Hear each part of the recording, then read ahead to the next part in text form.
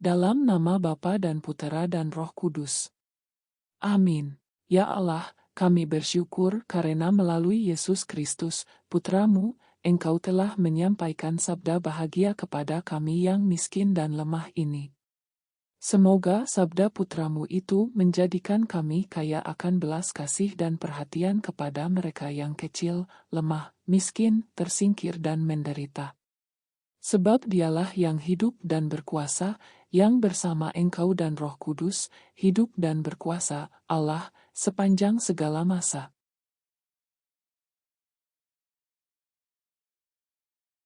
Adakah engkau terikat pada seorang wanita? Janganlah mengusahakan perceraian. Adakah engkau tidak terikat pada seorang wanita? Janganlah mencari seseorang. Saudara-saudara, mengenai para gadis aku tidak mendapat suatu perintah dari Tuhan. Tetapi aku memberikan pendapatku sebagai seorang yang dapat dipercaya berkat rahmat yang telah kuterima dari Tuhan.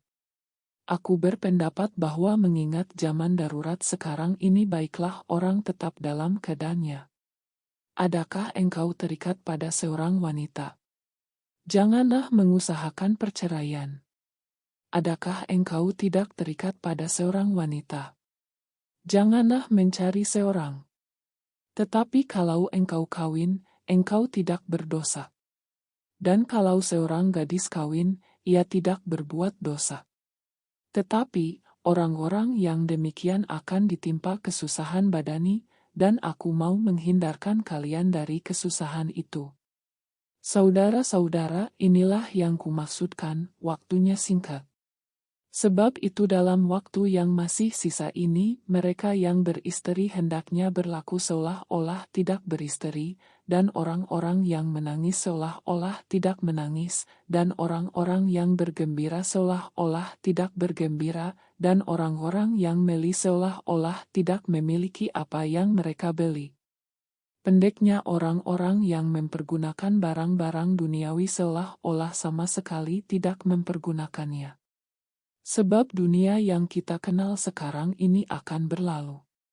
Demikianlah sabda Tuhan. Syukur kepada Allah.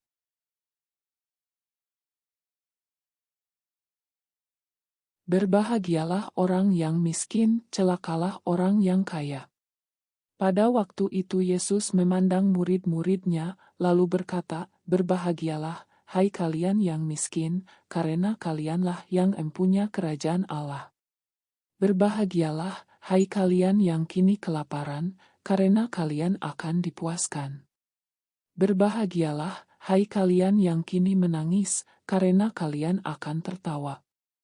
Berbahagialah, bila demi Anak Manusia kalian dibenci, dikucilkan, dan dicela serta ditolak. Bersukacitalah dan bergembiralah pada waktu itu karena secara itu pula nenek moyang mereka telah memperlakukan para nabi. Tetapi celakalah kalian, orang kaya, karena dalam kekayaanmu kalian telah memperoleh hiburan. Celakalah kalian, yang kini kenyang, karena kalian akan lapar.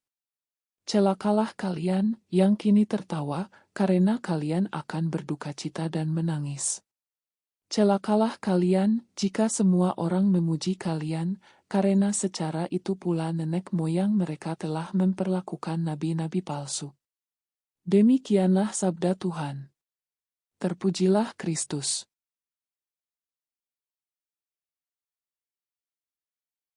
Dalam bacaan pertama, Santo Paulus memberikan perspektif yang mungkin terdengar dari dunia ini. Tapi mungkin juga terdengar seperti perspektif bahwa kita sampai pada akhir dunia ini. Santo Paulus mengatakan hal-hal seperti waktunya singkat, dunia yang kita kenal sekarang ini akan berlalu. Dari perspektif itulah dia memberikan pemikiran dan refleksinya tentang kehidupan, pernikahan, selibat. Dalam Injil, Yesus memberikan ajaran tentang hidup dan kebahagiaan. Ajarannya mungkin terdengar seperti keluar dari dunia ini. Tetapi sekali lagi itu adalah ajaran yang akan kita pahami ketika kita melihatnya dari sudut pandang ujung dunia ini. Karena ketika kita sampai pada akhir zaman kita di dunia ini, yang penting bukanlah kekayaan, makanan atau kesenangan. Ketika saat itu tiba, kita ingin diberkati dengan damai dan sukacita. Berkat itu menjadi milik kita ketika kita mulai menjalani hidup kita dalam kasih kepada Tuhan dan sesama. Janganlah kita menunggu sampai hari terakhir kita untuk melakukan itu.